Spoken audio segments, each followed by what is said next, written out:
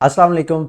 मेरा नाम कदस भट्ट। इस वीडियो में आपके साथ मैं क्रिप्टो मार्केट की ताज़ा तरीन अपडेट्स, न्यूज़ और उन न्यूज़ के ऊपर मैं अपना एनालिसिस शेयर करता हूँ। मेरा एनालिसिस गलत भी हो सकता है, सही भी हो सकता है।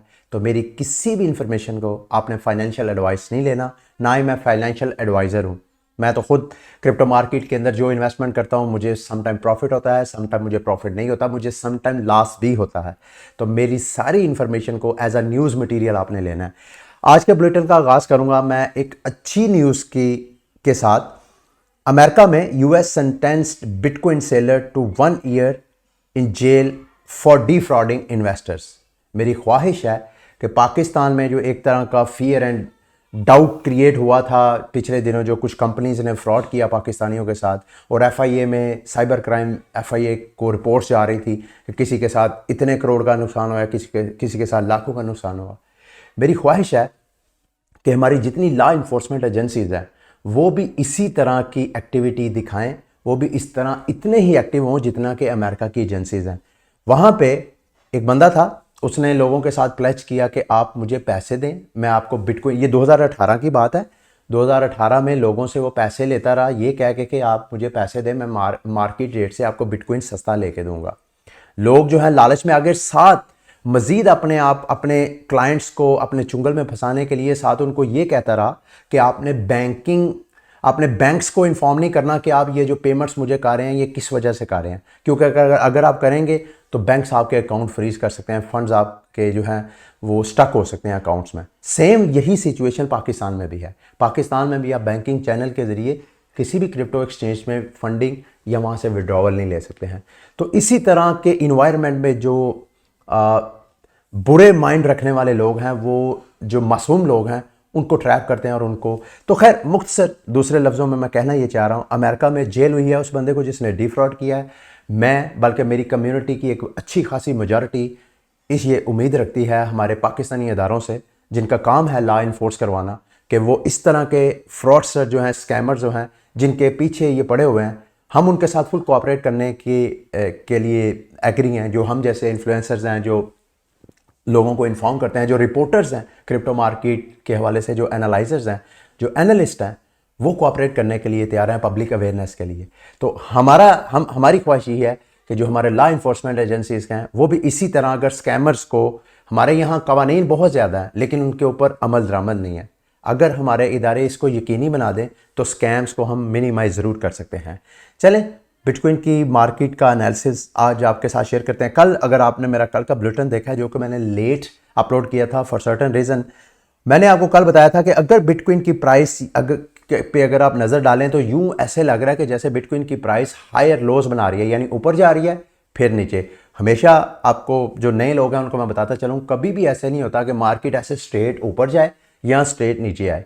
हमेशा मार्केट जो है वो जिग जैग करती है, यानी जिन्होंने नीचे से इन्वेस्टमेंट की होती है, जब वो एक सर्टेन अमाउंट पे चला जाते हैं, एक ख़ास रेजिस्टेंस लेवल पे चले जाते हैं, वहाँ पे वो अपने क्रिप्टो जो एसेट्स होते हैं या स्टॉक एसेट्स होते हैं जिसमें उन्होंने इन्वेस्टमेंट की होती है, वहाँ से वो प्रॉफिट कैश आउट करवाते हैं, तो उसको करेक्शन बोलते हैं।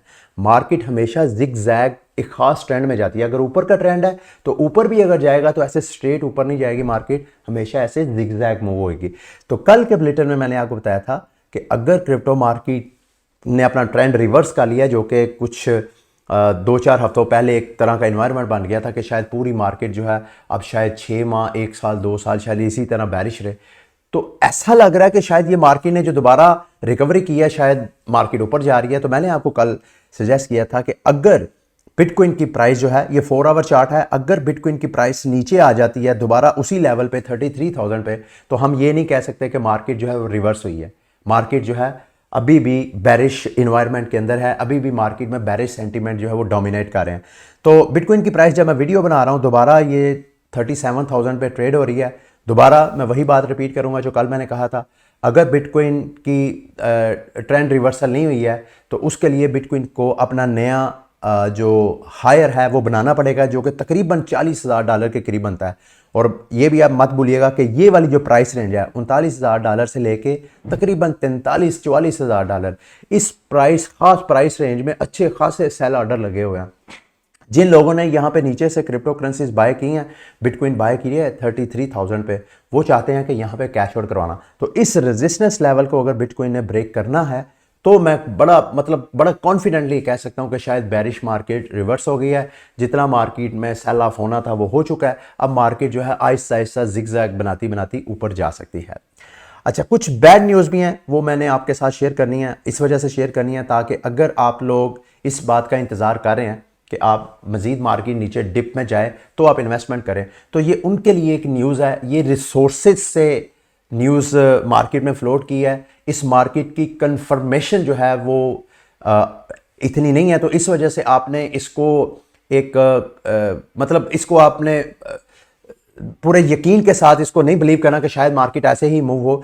रिपोर्ट यह है कि व्हाइट हाउस बाइडन इंतजामिया ये चाहती है कि वो क्रिप्टो मार्केट के हवाले से एक एग्जेक्टिव ऑर्डर के ज़रिए कुछ ऐसे इकदाम करे जिससे उनके जो इंस्टीट्यूशंस हैं उनको इतनी पावर दे दी जाए कि वो क्रिप्टो इंडस्ट्री की आर्म ट्विस्टिंग करें, उनके बाजू मरोड़ें, ताकि अगर ऐसा इन्वायरमेंट को बन जाता है, कोई बाइडन इंतजामिया इस तरह का कोई एग्जेक्टिव ऑर्डर पास कर देती है जिससे क्रिप्टो कम्युनिटी मजीद श्रिंक होने का खर्चा आता है, तो मार्केट फिर दोबारा अच्छा खासा डिप लेगी। तो इस सेंस में इस न्यूज़ का मतलब ये है, अब चूंकि मैंने दोबारा रिपीट कर देता हूँ, ये रिसोर्सेज से आई हुई न्यूज़ है, कोई कंफर्म न्यूज़ नहीं है। तो ये भी हो सकता है कि ये एक तरह का मार्केट में फंड क्रिएट करने के लिए हो, ये भी हो सकता है कि वाकईतन बाइडन इंतजामिया इसी तरह सोच रही हो। अगर ऐसे होगा तो उन लोगों के लिए जो अभी भी क्रिप्टो मार्केट में अच्छे वक्त का इंतज़ार कर रहे हैं कि मार्केट नीचे जाए, मज़ीद डिप में जाए तो वो अपनी एंट्री ले, उनके लिए ये गुड न्यूज़ हो सकती है। अच्छा, पिछले दिनों मैंने आप दोस्तों को एक न्यूज़ शेयर की थी कि संडे स्वैप कार्डानो के ब्लॉकचेन के ऊपर एक टैक्स लॉन्च हो रहा है और उसके टोकन्स फ्री अर्न करने का मैंने आपको तरीका बताया था कि अगर आपके पास कार्डानो का एडा टोकन पड़ा हुआ है जो कि आपने हाईएस्ट प्राइस में बाय किया होगा, तो उसको आप कोशिश करें कि एक्सचेंजेस से निकाल के आप उनकी स्टेकिंग लगा दें। स्टेकिंग आप ड्यूडलस पे भी कर सकते हैं, जो कार्डानो का अपना वॉलेट है। आप यूराई जो इनका ब्राउज़र वॉलेट है, ये मैं आपको स्क्रीन पे दिखा देता हूँ, YOROI यूराई, इस वॉलेट पे भी आप स्टेकिंग कर सकते हैं। और स्टेकिंग आपने उन वैलिडेटर को करनी है जो कि संडे स्वैप के क्वालिफाइड वैलिडेटर हैं। तो उसकी लिस्ट, लंबी लिस्ट है, उसमें से मैंने आपको बताया था जिसको मैंने अपने एडा टोकन स्टेक किए हैं ताकि वो बदले में मुझे संडे स्वैप के टोकन मिले फ्री में, वो ब्लूम है। इसका एड्रेस इस वीडियो की डिस्क्रिप्शन में मैं दोबारा कॉपी कर देता हूं, अगर आप लोगों ने अभी तक नहीं किया तो आप कर सकते हैं। अच्छा, उसके लिए इंफॉर्मेशन मैंने आपके साथ ये शेयर करनी थी कि ये इसकी पॉपुलैरिटी कह लें या नेटवर्क फेलियर कह लें कि इनका जो नेटवर्क है वो कंजेस्ट हो गया, यानी इतनी ज़्यादा स्वैपिंग हो रही है, लोग इस डेक्स को इतना ज़्यादा यूज़ करना शुरू हो गया कि नेटवर्क ट्रैफिक लोड इतना ज़्यादा बढ़ गया कि अब जो ट्रांजैक्शंस हैं कई कई दिन जो है वो प्रोसेस होने में टाइम लग रहा है। हालांकि कार्डानो जो है with in few second transaction process करने का क्लेम करता है, और अगर 2-2, 3-3 दिन ट्रांजैक्शन लेट हो जाएंगी तो ये एक तरह का, चूँकि ये भी मैं आपको बताता चलूँ कि ये अभी फुल इनका मेन नेट मेरा ख्याल है लॉन्च नहीं हुआ, अभी शायद इनका बीटा वर्जन है। तो बीटा वर्जन में इस तरह के टेक्निकल इश्यूज आते हैं जिसको जो डेवलपर्स की टीम है उसको स्टडी करके कि क्या वजह है, क्यों नेटवर्क चोक हो गया, उसकी वो अपडेट्स वगैरह देते रहते हैं।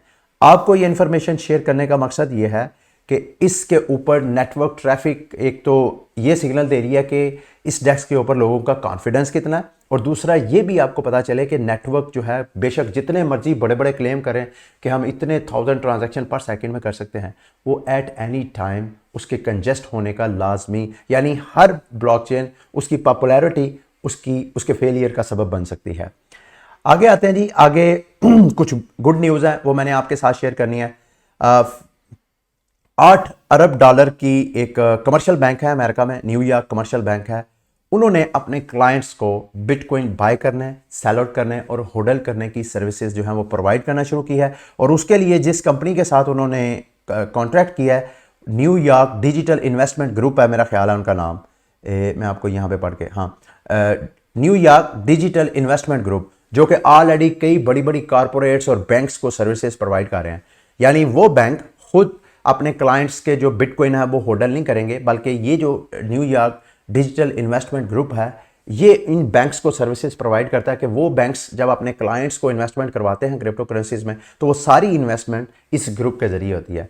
ये एक तरह का पॉजिटिव साइन है जो बड़े बड़े बैंक्स हैं, क्योंकि सारा पैसा लोगों का बैंक्स में होता है, और बैंक्स अगर इस तरह अपने क्रिप्टो जो क्लाइंट्स हैं उनको जो क्रिप्टो एक्सपोज करवाते हैं फॉर इन्वेस्टमेंट, तो एक तरह के क्रिप्टो मार्केट में मजीद पैसा आता है।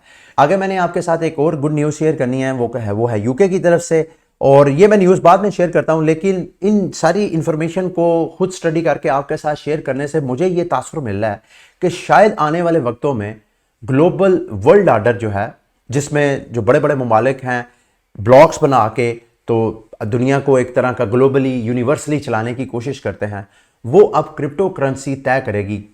ऐसे ममालिक जो क्रिप्टो करेंसी में जितने ज़्यादा इन्वॉल्व होंगे वो एक साइड पे होंगे, और ऐसी कंट्रीज़ जो कि क्रिप्टो करेंसीज को बैन करके और अपनी कौमी मफादात के एक अम्ब्रेला के नीचे अपने शहरियों के हकूक़ सलब करने की कोशिश करेंगे, वो दुनिया के एक ब्लॉक में होंगी। तो नेक्स्ट जो वर्ल्ड ऑर्डर आपको नज़र आएगा मेरी नज़र में, वो आपको crypto currency versus crypto currency का ब्लॉक्स नज़र आएंगे।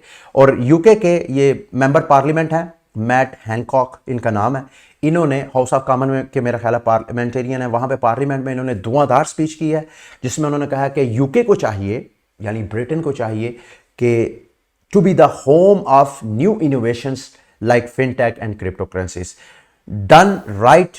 अगर हम बेहतरीन वक्त में ये करेंगे, ऐसा काम मार्केट को रेगुलेट करेंगे, इस इंडस्ट्री को फलने फूलने देंगे, we can increase transparency and lead in new world changing technology.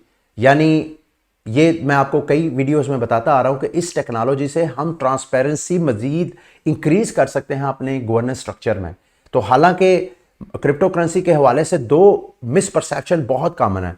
Crypto currency को लोग जुआ समझते हैं, क्रिप्टो करेंसी को लोग समझते हैं कि शायद ये इलीगल एक्टिविटीज़ के लिए सेव हेवन है।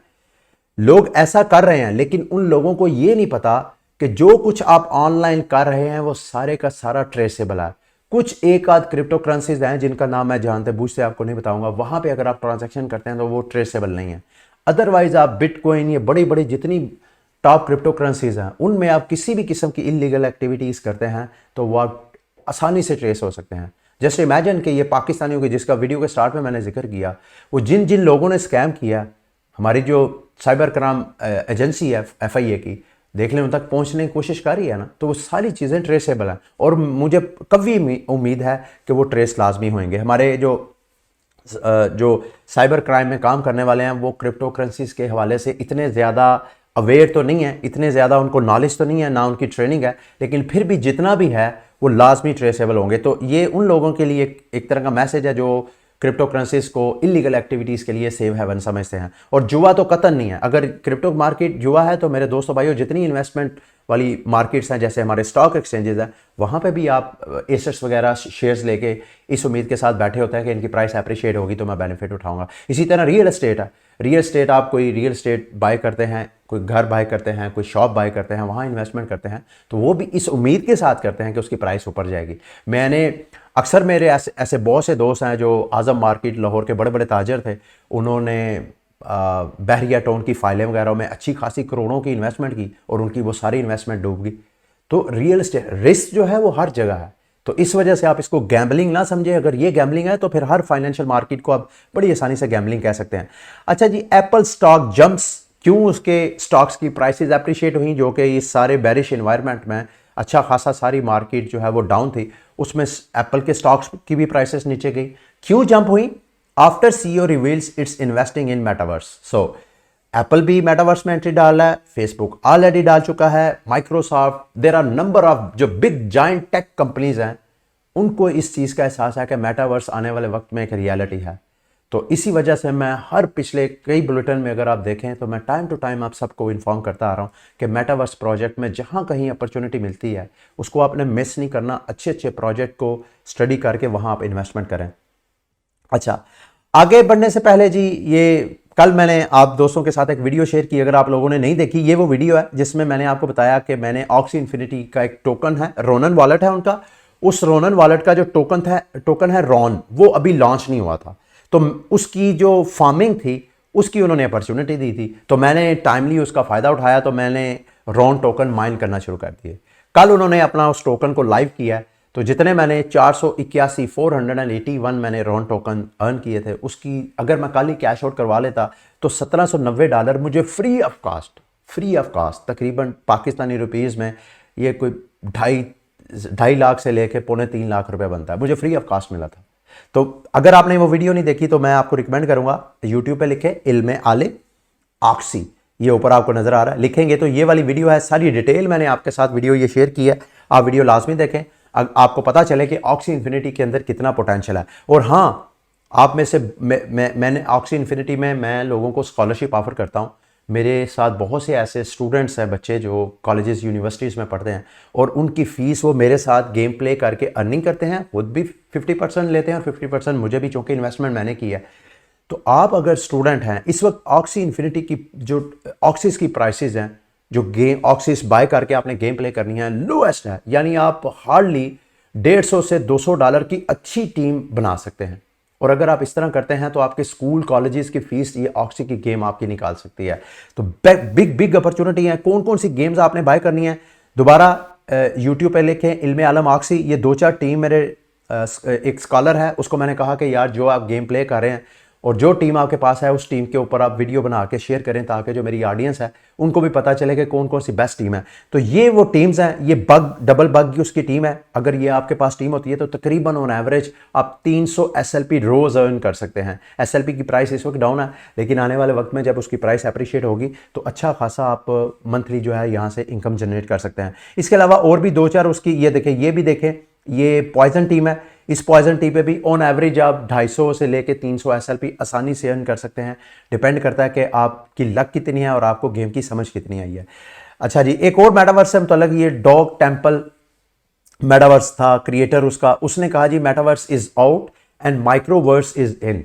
अब मेटावर्स तो आपको मैंने एक्सप्लेन कर दिया होगा और आपको खुद भी पता होगा मेटावर्स क्या चीज़ होती है, जिसमें हम वर्चुअल रियलिटी और ऑगमेंटेड रियलिटी को कंबाइन करते हैं। यानी मेटावर्स एक ऐसा वर्चुअल इन्वायरमेंट है जहां पे हम अपने जो पर्सनल एक्सपीरियंसेस हैं वर्चुअली माफ कीजिएगा, उसको हम वहां एक्सपीरियंस कर सकते हैं। तो माइक्रोवर्स एक डिफरेंट चीज़ होगी आपके लिए, तो बता देता हूं। जैसे मेटावर्स के तो बहुत से प्रोजेक्ट्स हैं, हर प्रोजेक्ट जो है वो अपना अपना वर्चुअल एक्सपीरियंस शेयर करता है, अपनी उसकी अपनी इकोनॉमी है, तो उसमें हर बंदे का चूंकि अपना है। तो अगर इंडिविजुअली देखा जाए, जैसे डिसेंट्रलैंड का अपना मेटावर्स है, द सैंडबॉक्स का अपना मेटावर्स है, और इस तरह नंबर ऑफ क्रिप्टो करेंसीज हैं जो कि मेटावर्स की जो सर्विसेज हैं वो प्रोवाइड करते हैं। तो ये सारी सर्विसेज को अगर इंडिविजुअली हम डिस्कस करें तो वो माइक्रोवर्स हैं, यानी ये सारी माइक्रोवर्स मिलके एक बड़ा मेटावर्स बनाती हैं। तो मेटावर्स यानी हर इंडिविजुअल प्रोजेक्ट को आप माइक्रोवर्स कह सकते हैं, ठीक है। तो ये लास्ट में ये मैं बुलेटिन को एंड करता हूं। मैं ऑक्सी इन्फिनिटी की जो मार्केट प्लेस है उसमें आपको प्राइसेस दिखा दूं। एक ऑक्सी जो है वो $34 की आपको नजर आ रही है। तो गेम प्ले करने के लिए आपको 3 ऑक्सी चाहिए। ये तो खैर ऑक्सीज जो हैं अच्छी नहीं है, जो अच्छी ऑक्सीज होंगी, यानी हमेशा जब 3 ऑक्सीज आपने गेम प्ले करनी होती है तो तीनों का आपस में कम्बिनेशन होना चाहिए। तो वो कम्बिनेशन जब आप बनाने जाते हैं तो ऑन एवरेज बेस्ट टीम जो है तकरीबन आपको $250-300 की पड़ती है। $100 की भी एक ऑक्सी हो तो आप इमेजिन करें $300 आप कहीं और इन्वेस्टमेंट करते हैं, वहाँ पे देखें, उसकी बजाय आप ऑक्सी इन्फिनिटी में करें, तो मेरा ख्याल ये है कि आप मंथली एक पैसिव इनकम जनरेट कर सकते हैं। ये था आज का बुलेटिन। उम्मीद करता हूँ कि आज का बुलेटिन भी आपके लिए इन्फॉर्मेटिव रहा होगा। अगली वीडियो तक के लिए मुझे इजाज़त दें। अल्लाह हाफिज़।